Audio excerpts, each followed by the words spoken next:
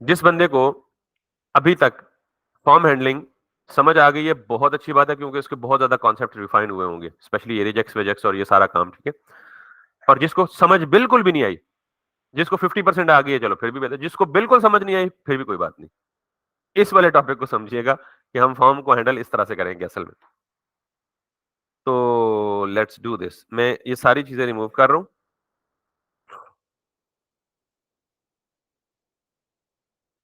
बिल्कुल खाली फॉर्म की यूआई छोड़ूँगा, ठीक है? ये सारी चीज़ें भी यहाँ से रिमूव कर रहा हूँ। मैं उनको दोबारा लाऊँगा, लेकिन उनको दोबारा लिखने का तरीका जो है ज़्यादा सिंपल है। तो इसलिए मैं इन कॉम्प्लेक्स चीज़ों से क्या कर रहा हूँ, हट रहा हूँ और यहाँ जो एरर्स शो किए हुए हमने, फिलहाल मैं मैनुअल हार्ड कोडेड एरर लिख देता हूँ, so that we need a UI letter on. Handle submit भी हमें नहीं चाहिए, अपना वाला। Okay, so everything is gone. Now come back to this. हमें हैंडल ब्लर भी नहीं चाहिए, हमें ये वाला भी नहीं चाहिए, हमें हैंडल नहीं, हैंडल डिलीट चाहिए, सॉरी।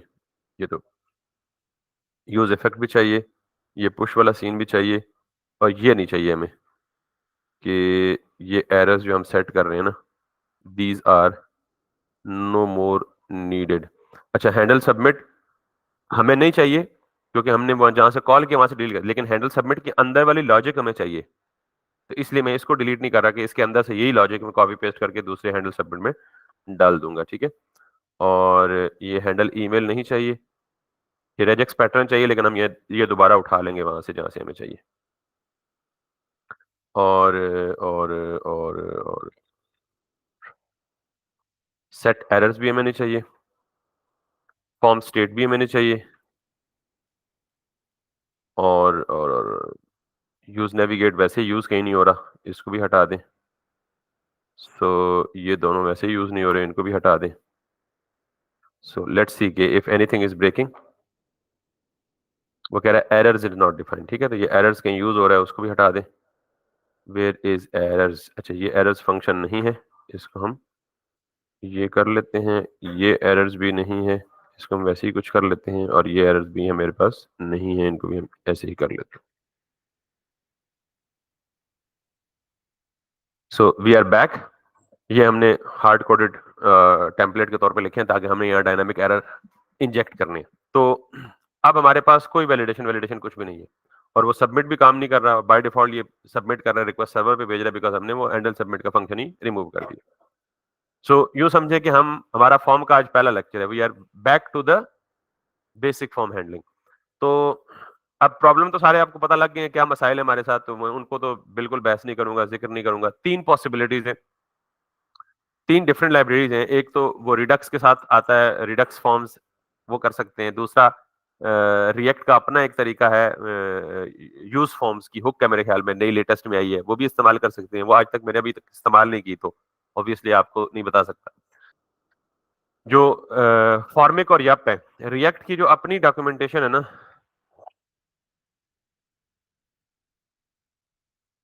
ये रिएक्ट की ऑफिशियल डॉक्यूमेंटेशन है, ठीक है?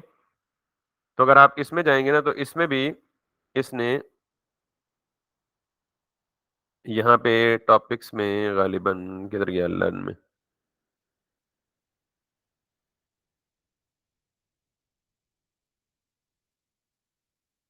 ओके ट्रस्ट मी, अभी हम कहाँ ढूंढेंगे। इसने अपनी डॉक्यूमेंटेशन में मेंशन किया हुआ है जी कि you should try to consider Formik as a form handling library, ठीक है?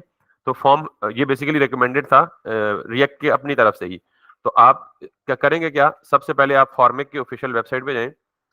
दो डिफरेंट लाइब्रेरीज हैं, फॉर्मिक अलग है और यप अलग है। फॉर्मिक सिर्फ फॉर्म की स्टेट हैंडलिंग के लिए इस्तेमाल होती है, ठीक? और यप उस फॉर्म पे वैलिडेशन अप्लाई करने के लिए इस्तेमाल होती है। आपको पता है, डाटा या स्टेट हैंडलिंग एक अलग चीज है, और उस पे वैलिडेशन परफॉर्म करना एक अलग चीज है। हमने ये दो अलग अलग लेक्चर्स में कवर किए। तो हम फॉर्मिक को इस्तेमाल करेंगे to handle the form states, और यप को इस्तेमाल करेंगे टू परफॉर्म द वैलिडेशन। तो लेट्स सी, आप ये गेटिंग स्टार्टेड में जाएंगे, बहुत सारी इसके भी दो तरीके हैं इसे अप्लाई करने के। तो मैं स्ट्रेट अवे, क्योंकि मुझे पता है ऑलरेडी क्या करना है, तो मैं सीधा इस हुक पे जाऊंगा, which is called as use Formik. क्यों हम हुक्स को क्यों इस्तेमाल कर रहे हैं? बिकॉज़ आप ऑलरेडी हुक्स को इस्तेमाल कर चुके हैं, you are well familiar how to use hook. Simply आपने जैसे यूज़ स्टेट कॉल की है, जैसे यूज़ इफेक्ट कॉल की है, जैसे और कोई हुक हमने पढ़ी है यूज़ रेफ वगैरह? नहीं पढ़ी ना? हाँ? हाँ, यूज़ नेविगेट पढ़ी है। तो इसी तरह यूज़ फॉर्मेट भी एक हुक है। तो सबसे पहले आपको करना क्या है, यूज़ फॉर्मेट को इस्तेमाल करने के लिए to be straight you have to go to the installing the format library. ठीक है? तो फॉर्मेट लाइब्रेरी आप इंस्टॉल करेंगे तो यहीं पे ऊपर इसकी डॉक्यूमेंटेशन में लिखा होगा गेटिंग स्टार्टेड में कि आपने इंस्टॉल कैसे करनी है। Obviously this should be the first step npm install format. ठीक है? तो मैं यहाँ पे करूँगा npm इंस्टॉल फॉर्मेट। आपको पता है डैश डैश सेव का मतलब क्या होता है कि पैकेज डिपेंडेंसी में जाके इसकी एंट्री ऐड कर दो, वो वैसे ही ऐड कर देगा। पहले ऐसा नहीं होता था रिएक्ट के पुराने वर्जन में, that's why npm install format. हम मेक श्योर करेंगे कि अगर ये यहाँ पे नहीं आता तो हम उसे दोबारा फिर सेव के साथ करेंगे, क्योंकि ये यहाँ पे उसकी एंट्री डालना क्यों जरूरी होता है पता है? ताकि हम जब प्रोजेक्ट किसी के साथ शेयर करें तो वो npm इंस्टॉल करे तो ये लाइब्रेरी बीच में इंस्टॉल हो, अदरवाइज ब्रेक कर जाएगा ये। तो पहला काम है फॉर्मेट, इतनी देर में ये इंस्टॉल होती है, हम वापस जाते हैं। और दूसरी चीज है जी आपकी यप। तो जब आप यप पे जाएंगे तो npm में इसका पैकेज भी ऑलरेडी अवेलेबल है, तो आप लिखेंगे जी npm i yep। ठीक है? आप देख लें इसका यूज ह्यूज, पर वीक कितने डाउनलोड हैं इसके?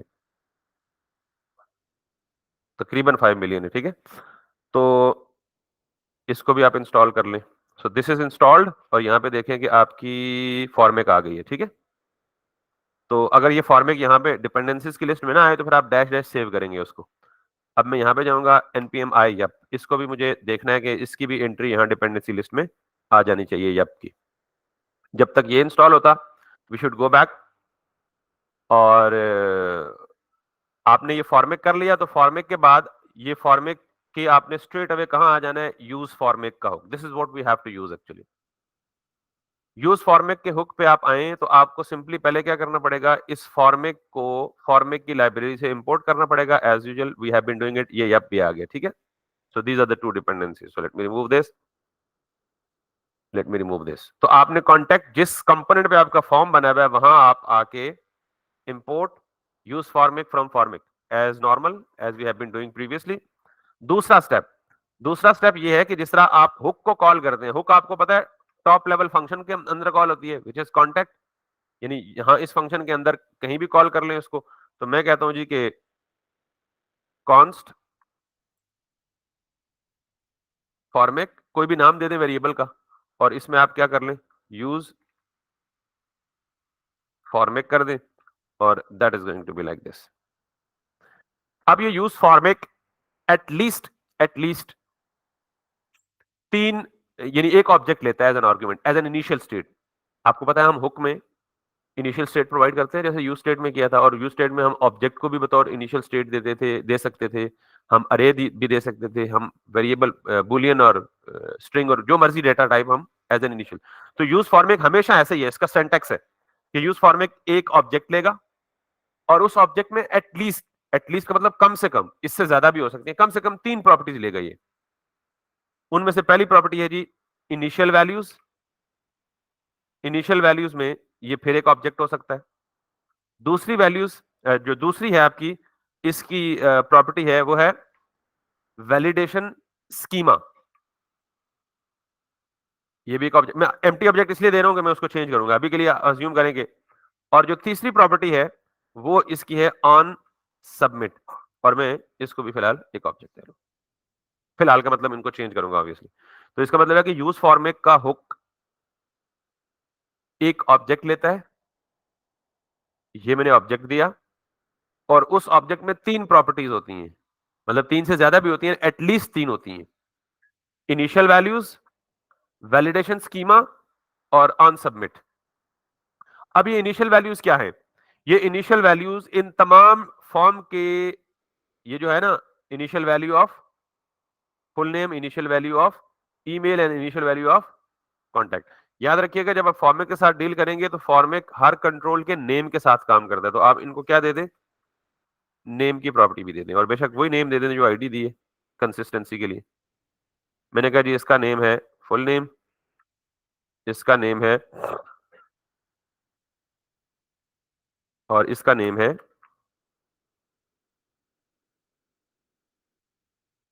Got it? तो इसका मतलब है कि सबसे पहले मुझे क्या देना है? Initial values. अच्छा, ये काम आपको भी भूल जाए, मुझे भी भूल जाता है, ऑब्वियसली याद तो किसी को नहीं रहती इतनी ज्यादा कोडिंग, तो आप बेशक बिल्कुल straight away feel free to go to consult the document. Initial values में उसने क्या पास किया हुआ है? एक, और उस ऑब्जेक्ट में उसने क्या पास किया हुआ है? वो तमाम की तमाम वैल्यूज। मिसाल के तौर पे मैंने यूज फॉर्मेट में इनिशियल वैल्यूज में आया, और इनिशियल वैल्यूज की में ये आगे फिर क्या लेगा? एक ऑब्जेक्ट। उस ऑब्जेक्ट में क्या लेगा?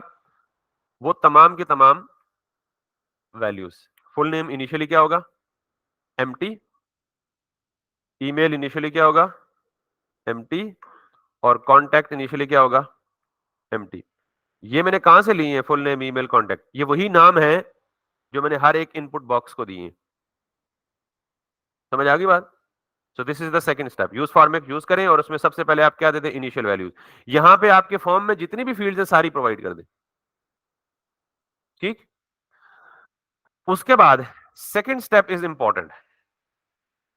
अगर आपको सिर्फ फॉर्म की स्टेट हैंडल करनी है, वैलिडेशन रूल्स या एरर्स हैंडल नहीं करने, तो फिर वैलिडेशन के स्कीमा की जरूरत नहीं है। लेकिन ऐसा तो रेयरली होता है, फॉर्म हो और वैलिडेशन ना अप्लाई की जाए, ऐसा मुमकिन कैसे? तो इसका मतलब है कि इस यूज फॉर्मेट के अंदर जो वैलिडेशन स्कीमा है ना, वो वैलिडेशन स्कीमा लिखने के लिए हमें कौन हेल्प करेगा? यप। अब स्कीमा क्या है? स्कीमा कहते हैं set of rules and regulations को that we want to apply on each field of our form. यानी वो set of rules and regulations क्या होते हैं? फुल नेम जो है उसकी मिनिमम लेंथ 3 होनी चाहिए, मैक्सिमम लेंथ 4 होनी चाहिए, उसके अंदर सिर्फ स्ट्रिंग होनी चाहिए, और हाँ, ईमेल के अंदर @ होना चाहिए, ईमेल का प्रॉपर फॉर्मेट होना चाहिए, फोन नंबर का प्रॉपर फॉर्मेट होना चाहिए, फोन नंबर पे, ये सारे के सारे क्या है? रूल्स हैं। तो ये रूल्स किसके जरिए हम अप्लाई करेंगे? एक स्कीमा के जरिए। तो स्कीमा कहते हैं स्ट्रक्चर को, ढांचे को। जो ढांचा, जो स्ट्रक्चर आप फॉलो करवाना चाहते हैं, किसका स्ट्रक्चर? इनकमिंग डेटा का। तो उसकी बेस पे आप क्या डिफाइन करते हैं? एक स्कीमा। अभी 2 मिनट में स्कीमा डिफाइन करता हूं तो आपको समझ आ जाएगी। ठीक है। लेकिन आपको वो स्कीमा का सिंटैक्स और स्कीमा लिखना आएगा कैसे? तो यहां पे आप यहां पे आके देखेंगे तो इसने देखे 2 ही स्टेट्स दी हुई है, इनिशियल वैल्यूज और ऑन सबमिट।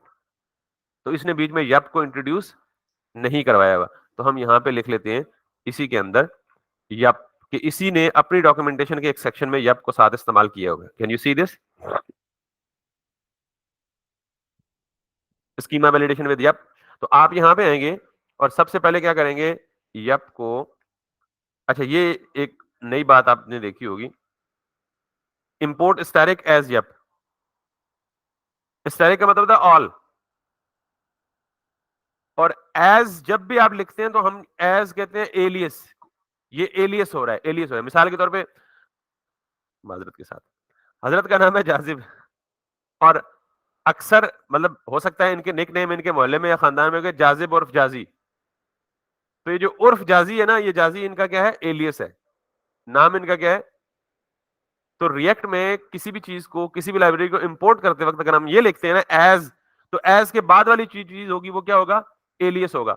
इसका मतलब ये है कि मैं यप की लाइब्रेरी से सब कुछ इंपोर्ट कर रहा हूं, ऑल फंक्शंस, जितना कुछ लिखा हुआ है, और उसको एलियस दे रहा हूं, यानी उसको आज के बाद रिप्रेजेंट किससे करूंगा? यप से करूंगा। This is called as aliasing, alias देना किसी को। ठीक है। ये जैसे हम आपस में निक नेम और शिफ्ट करते हैं, वो भी एलियस ही होता है। तो बहरहाल, तो अब हम यप को, या यप के अंदर जितने भी फंक्शंस हैं उनको कॉल करने के लिए हमें क्या जरूरत पड़ेगी? यप के कीवर्ड की जरूरत पड़ेगी। ठीक। तो चले वापस आए यहां पे, और इसको इस्तेमाल करने के लिए आपको सबसे पहले यप के अंदर पड़ा हुआ एक ऑब्जेक्ट चाहिए होगा। तो मैं वैलिडेशन स्कीमा में ये जो ऑब्जेक्ट लिखा है ना, इसको हटा रहा हूं। Let me make it lit, और यहां पे मैं लिख रहा हूं यप ऑब्जेक्ट। ये जो ऑब्जेक्ट का फंक्शन है, ये बिल्टन है किसके अंदर? यप। और यप ऊपर से मैंने इंपोर्ट की हुई है। ठीक है। अब ये ऑब्जेक्ट भी क्या लेता है? Can you see this? ये ऑब्जेक्ट फिर एक ऑब्जेक्ट लेता है। अच्छा, फील फ्री, यहां सिर्फ फ्लो समझें, बाकी बेशक आप बाद में देख के करते रहिएगा। मैं आज तक देख के करता रहा हूं, हालांकि 12 से 14 बैचेस भी पढ़ा चुका हूं। तो सिर्फ फ्लो समझने पे गौर करना है। अब मैंने इस ऑब्जेक्ट में ये बताना है कि यार ये जितनी भी फॉर्म की फील्ड है ना, हर फील्ड पे कौन सा रूल अप्लाई करो, हर फील्ड पे कौन सा रूल अप्लाई करो। तो मैं ये फुल नेम उठाता हूं और यहां कहता हूं यार फुल नेम पे कौन कौन से रूल्स अप्लाई होने, टेल अस। तो मैंने कहा जी फुल नेम में कौन सा रूल अप्लाई होना है, यप डॉट स्ट्रिंग। अब ये सारे के सारे बिल्ट इन फंक्शंस कहां लिखे हुए हैं, यप के अंदर। आपको पता है कि ऑब्जेक्ट के साथ डॉट लगे तो उसके साथ उसके बाद उसका फंक्शन कॉल हो सकता है। तो यप डॉट स्ट्रिंग का मतलब क्या है कि फुल नेम हमेशा क्या होगा, स्ट्रिंग होगा या स्ट्रिंग होना चाहिए। पहला रूल ये डिफाइन हो गया। दूसरी बात कि जब हम एक 3 या 4 फंक्शंस को जावास्क्रिप्ट में चेनिंग की फैसिलिटी होती है। चेनिंग का मतलब ये है कि आपने एक फंक्शन कॉल किया, डॉट करके दूसरा फंक्शन कॉल कर लें, डॉट करके तीसरा फंक्शन कॉल करें, डॉट करके चौथा फंक्शन कॉल कर लें। इसको हम क्या कहते हैं, मेथड चेनिंग। क्या कहते हैं इसको? तो हमने इस फुल नेम के ऊपर एक नहीं, एक से ज्यादा रूल्स अप्लाई करने हैं। एक से ज्यादा रूल। मैं समझता हूं कि अगर कोई बंदा आए यहां पे और फॉर्म फिल करते वक्त फर्स्ट नेम में ये दे दे, is it a valid name? तो मैं कहता हूं कि यार नेम में एटलीस्ट कितने कैरेक्टर्स होने चाहिए, 3। तो मैं यहां 3 5 जो आपकी मर्जी, ठीक है। तो मैं यहां पे लिखता हूं जी कि मिन, और फिर यहां पे लिखता हूं जी कि मिन का मतलब all the way come to this particular thing. किधर गया ये? तो उसने कहा जी कि जैसे इसने मैक्स लिखा हुआ है ना, मिन नहीं लिखा हुआ, तो मैं कहता हूं मिन कितने कैरेक्टर्स होने चाहिए? मैं कहता हूं जी मिनिमम 4 होने चाहिए, और अगर 4 कैरेक्टर से कम हो तो एरर कौन सा देना है, तो वो सेकंड पैरामीटर में आप दे दें, please provide at least 4 characters. तो 2 रूल्स अप्लाई हो गए हैं फुल नेम पे। पहला रूल क्या है कि ये क्या होना चाहिए, स्ट्रिंग। दूसरा रूल क्या है कि ये क्या होना चाहिए, एटलीस्ट 4 कैरेक्टर्स पे। तीसरा रूल, ऐसा नहीं है ना कि यूजर आए और पूरी की पूरी कहानी कॉपी कर दे इधर। ये फुल नेम है जी चौधरी साहब का, ये फुल नेम है जी, ठीक है। शरारतन लोग कर सकते हैं ना, तो हम इसको क्या रिस्ट्रिक्ट कर रहे हैं कि जी नो डॉट मैक्स, मैक्सिमम कितना हो सके 15, और अगर वो आजी साजी हैं सारे साथ लगे हुए तो वो भी 20 कर दें, ठीक है। तो अगर 15 से ऊपर हो तो please provide 15 characters max, at max. अब आप देख रहे हैं कि हमें कोई स्टेट हैंडल नहीं करनी पड़ रही, कोई रूल्स, कोई इफ एल्स, कोई कॉम्प्लेक्स स्विच, कोई कुछ भी नहीं। सिंपल एक फंक्शन में हम 2 पैरामीटर पास कर रहे हैं अपनी मर्जी का, कितनी लेंथ होनी चाहिए। तो ये समझ आ गई है। इसके अलावा बहुत सारे रूल्स हो सकते हैं। सवाल ये है कि हमें ये सारे रूल्स कहां से पता लगेंगे। यहां तो भाई लिमिटेड डिफाइन है ना, 4 5 रूल्स हैं। अच्छा, फिर ये रिक्वायर्ड, यानी इसको खाली भी कोई ना छोड़ सके, एम्प्टी भी कोई ना छोड़ सके। तो यहां पे साथ लिख दें REQUIRED, रिक्वायर्ड। तो यहां पे एक प्रॉपर्टी खत्म हो गई है और दूसरी स्टार्ट हो गई है।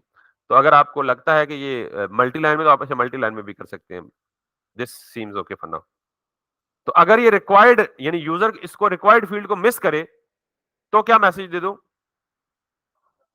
Please fill full name. Make sense? बहुत सिंपल है ना। अब आपने यही रूल्स अगर फॉलो करने हैं किसके लिए, ईमेल के लिए। अब आपको यहां तो नहीं पता, तो आपने एक क्यूरी की थी थोड़ी देर पहले, वैलिडेशन, यप सॉरी। तो यप वैलिडेशन में जब आप लिखेंगे तो आपके पास ये एक गिटहब का लिंक आ जाएगा। आप इस पे क्लिक करें।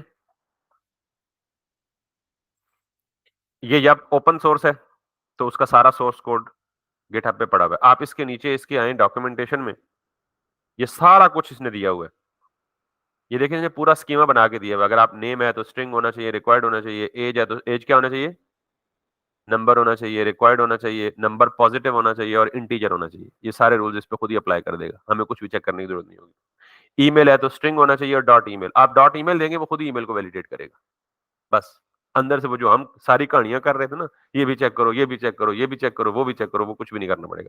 तो हमें ये रूल्स बता रहा था कि रूल्स कहां से मिलेंगे आपको, ये सारे रूल्स लिखे पड़े हैं इसके।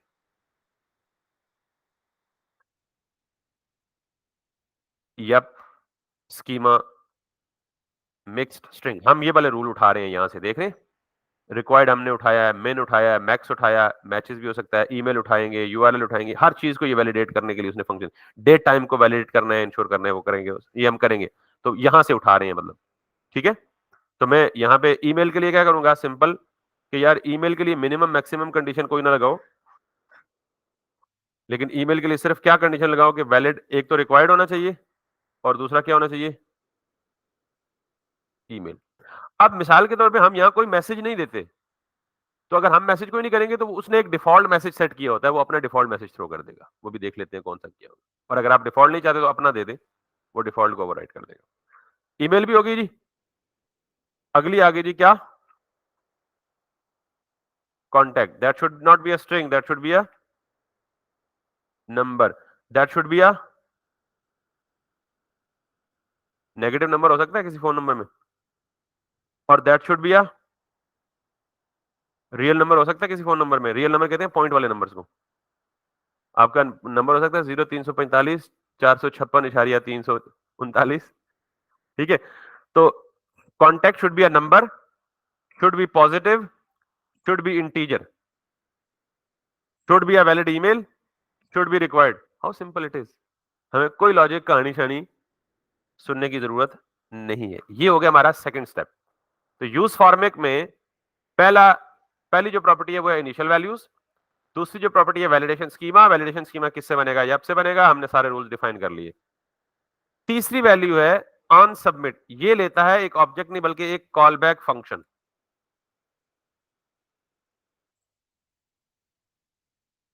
और उस कॉल बैक फंक्शन में एक आर्ग्यूमेंट लेता है। इस वैल्यूज में फॉर्म जब सबमिट होता है तो पूरे फॉर्म में चाहे 10 इनपुट फील्ड्स हैं चाहे 20 इनपुट फील्ड्स हैं, सबमिट के बाद वो सारी इनपुट फील्ड की वैल्यू इस वैल्यूज में आके रिसीव होती है। आप इसे वैल्स कह दें या वैल्यूज कह दें, कुछ भी कह दें, ये वेरिएबल का नेम कुछ भी हो सकता है। और मैं सिर्फ फिलहाल क्या कर रहा हूं, यहां पे लॉग करके चेक करूंगा कि क्या ये वैल्स आ भी रही हैं या नहीं आ रही है। That's it, finish.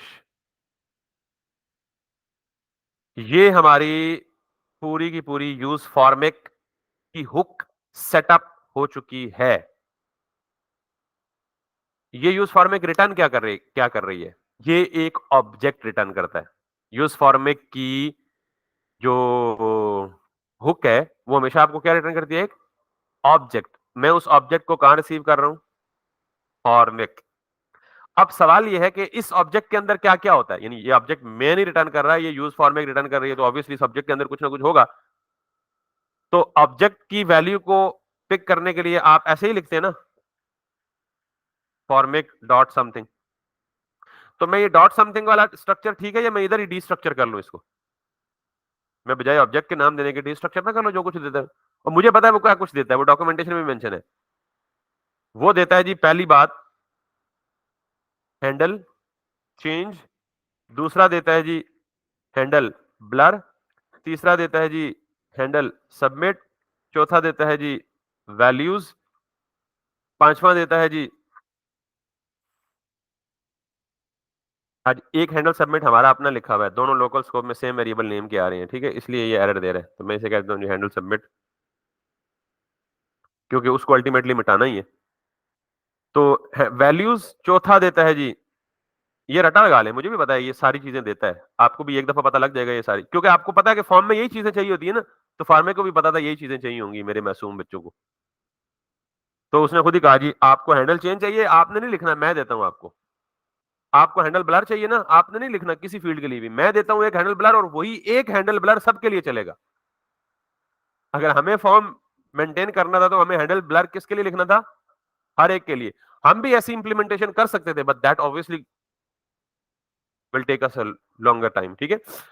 उसने कहा जी आपको हैंडल सबमिट चाहिए, आपने नहीं लिखना, मैं दूंगा, आप उसी हैंडल सबमिट को यूज कर लें, बाकी काम मेरा।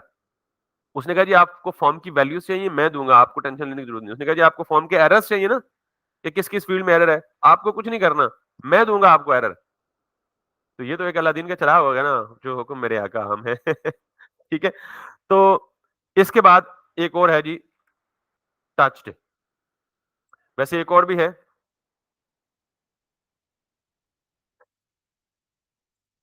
Handle reset. तो पहले मैंने यहां लिखा था फॉर्मिक, तो फॉर्मिक क्या था, एक ऑब्जेक्ट। अगर मैं फॉर्मिक में इसे रिसीव करता तो फिर मुझे क्या करना पड़ता, formic dot handle change, formic dot handle blur. तो मैंने कहा यार बीच में फार्मिक फार्मिक फार्मिक फार्मिक पूरे फॉर्म पे फार्मिक ही फार्मिक भर जाएगा, छोड़ो फार्मिक को, इधर ही डिस्ट्रक्चर करते हैं और आप जहां भी चाहिए होगा हम क्या यूज करेंगे straight away directly, handle blur या हैंडल चेंज। यहां तक बात समझ आ गई है? अब ये अगर बात समझ आ गई तो बहुत सिंपल काम रह गया। आप सिंपली यहां पे जाएं और इस इनपुट में जाके लिखें जी ऑन चेंज, और वो हैंडल चेंज लिख दें जो किसका हैंडल चेंज है, फॉर्मिक का। और ऑन ब्लर, वो हैंडल ब्लर लिख दें जो किसका हैंडल ब्लर है, और फिर लिख दें वैल्यू, वो वैल्यू लिख दें जो वैल्यूज कहां से आई हैं, तो वैल्यूज तो पूरा ऑब्जेक्ट है, values dot full name.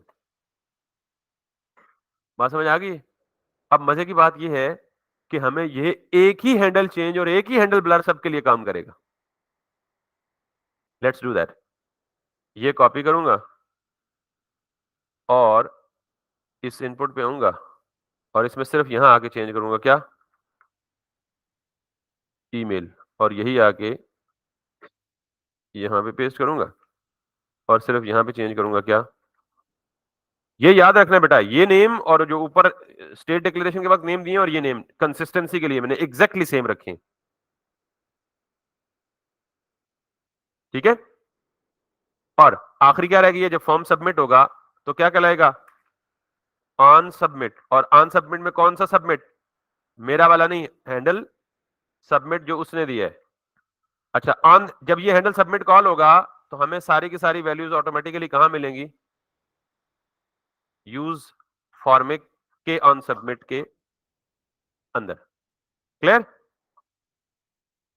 Confirm. अब आखिरी चीज, ये भी यूज हो गया, ये देखें जो यूज हो गए हैं वो ब्राइट हो गए हैं, जो नहीं यूज हुए वो डिम में। ये भी यूज हो गया, ये भी यूज हो गया, ये भी यूज हो गया, हैंडल रीसेट यूज नहीं हुआ। रीसेट होता है फॉर्म को रीसेट करने के लिए, आपने पूरा फॉर्म भर दिया, आपने खाली कर रहे हैं, हैंडल रीसेट कॉल कर, रीसेट का बटन बना के उस पर ऑन क्लिक हैंडल रीसेट कर दे। अभी हम यूज नहीं करेंगे उसको, हैंडल रीसेट को। एरर्स और टच्ड, ये दो चीजें हैं जो बाकी बचती हैं। तो अब एरर्स अगर आएंगे भी तो हम उन एरर्स को भी कहीं शो नहीं कर रहे। तो पहले तो ये देखते हैं कि क्या फॉर्म सही काम कर भी रहा है या नहीं कर रहा, if we have set everything correctly. वो कह रहा है जी कि yep dot number dot positive email is not function है, इंटरेस्टिंग।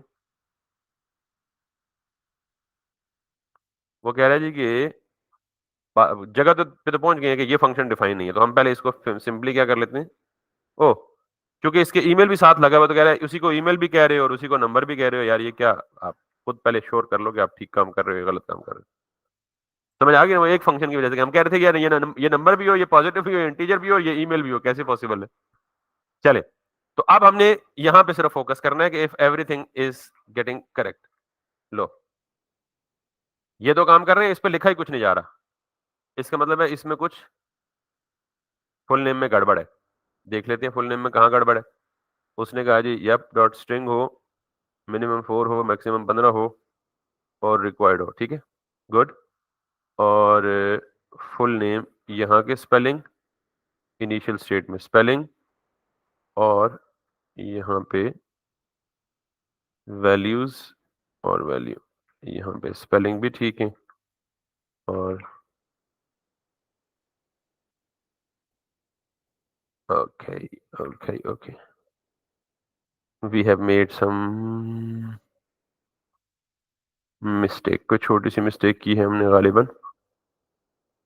इस पे आए ओह, ये देख रहे हैं, ये नेम में एन कैपिटल लिखा हुआ है, तो मोस्ट प्रोबेबली इनमें इश्यूज एक यही हो सकता है कि आपके नेम मिसमैच करें, full name. Now if you go back, if hit this this this, कुछ भी नहीं आ रहा। वजह कोई ना कोई गलती है इनमें, और गलती क्या है? ये भी वैलिड नहीं है और ये भी वैलिड नहीं है। अब गलती खत्म। अब जो गलती आई, एरर आया, तो हमने एरर कहीं शो तो नहीं किया ना। हमने खुद कहा कि पहले हम सिर्फ क्या देखते हैं, वैलिड फॉर्म काम कर रहा है नहीं कर रहा। तो वैलिड काम कर रहा है, और इनवैलिड काम, जब इनवैलिड काम नहीं कर रहा तो उसने एरर थ्रो कर दी है, एरर क्रिएट कर दी है, और एरर क्रिएट करके ये इंटरनली खुद ही सारे के सारे एरर्स कहां भेजता है। अब हमने इन एरर्स को डिस्प्ले कराना है तो डिस्प्ले हो जाएंगे। जगह तो हमारे पास पहले ही बनी हुई है प्लेस होल्डर की, तो हम यहाँ पे आते हैं और हम कहते हैं भाई यहाँ पे कौन सा एरर शो करो, ऑब्वियसली जो कि फुल नेम वाला एरर हो। तो आप इस एरर्स के ऑब्जेक्ट में सारे एरर्स पड़े हुए, डॉट फुल नेम। यहां पे किसका शो करो, ईमेल वाला एरर शो करो, और यहां कौन सा शो करो,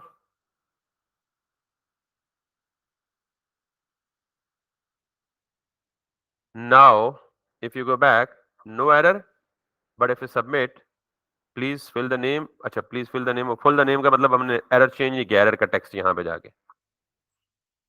fill the contact, fill the email, और फिल द फुल नेम। ठीक है, अब जाए वापस, कुछ भी इंटर ना करें, वो कहेगा भाईजान please fill the full name, please fill email, please fill contact. अब अगर मैं यहां से ये कर दूं, जरा इंटरेस्टिंग बात देखिएगा, ये एरर है ना, तो मैंने ये लिखा, तो उसने एरर फौरन चेंज कर दिया, वो एरर हट गया। उसने कहा जी अब, लेकिन इसको क्या चाहिए, प्लीज एटलीस्ट 4। मैंने ये 4 किया, एरर हट गया, लेकिन अब 15 से ऊपर जाऊंगा फिर आ जाएगा। तो मुझे बताओ, ये काम करने के लिए अगर मैनुअली करना पड़ता तो हम एक ही फील्ड की इतने सारे केस सिनेरियोज को डील करते करते उधर ही रगड़े जाते। और ये हो भी रहा है डायनामिकली चेंज, ये सबमिट का इंतजार ही नहीं कर रहा है, ये फौरन कह रहा है भाईजान पहले इसको फिक्स करो, आगे जाऊंगा, आगे ही नहीं जाऊंगा। अब आगे देखें, मैं जो ही फॉर्म फिक्स कर दूंगा वो खत्म। अब यहाँ पे होगा, वो कह रहा है जी ईमेल देनी है मुझे। अब देखिए, शुरू में वो क्या कह रहा है, प्लीज फिल द ईमेल।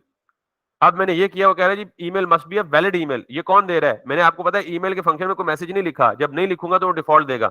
अब ये वैलिड नहीं है जब तक मैं ये नहीं करूंगा, और ये वैलिड नहीं, अब वैलिड हो गया और वो एरर हट गया। अब मैं बीच में से ये हटा दूं, वो कहेगा भाईजान नहीं, ये नहीं कर सकते आप। और कॉन्टैक्ट में मैं ये लिख रहा हूं, तो वो मुझे क्या कह रहा है, contact must be a number type, but the final value was NaN। ये एरर मैसेज क्यों दिया है उसने, क्योंकि हमने कस्टम मैसेज नहीं दिया, तो उसने खुद से मैसेज ले लिया। हम कस्टम मैसेज भी दे सकते हैं। बहरहाल, अगर मैं अब नंबर लिखूंगा तो इट हैज नो कंप्लेन। अब मैं नंबर की लिमिट डिफाइन करने के लिए इसके अंदर भी रेजेक्स मैचिंग करूंगा। अरे ये नंबर बढ़ता जा रहा है, बढ़ता जा रहा है, ये तो मतलब वही बात है ना कि कोई जो मर्जी इनपुट आके डाल दे। तो मुझे क्या करना है, वही रेजेक्स जो हमने मैनुअल नॉर्मल केस में पढ़ा है, वही रेजेक्स हम यप में, वहां मुश्किल हो रहा था, यहां कोई मुश्किल नहीं होगी। यहाँ चूंकि रेजेक्स खुद ही सारा कुछ हैंडल करेगा। तो I think we are, I mean, more than our time for today. But in fact, at least we have done with our form handling logics. इसमें थोड़ी बहुत सफाई रहती है, but this is the basic concept. बहुत simple है, only 3 steps. Step number 1, prepare the use formic state.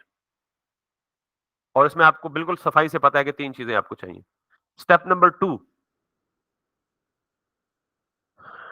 use the functions given by the formic state into your form input fields as well as forms.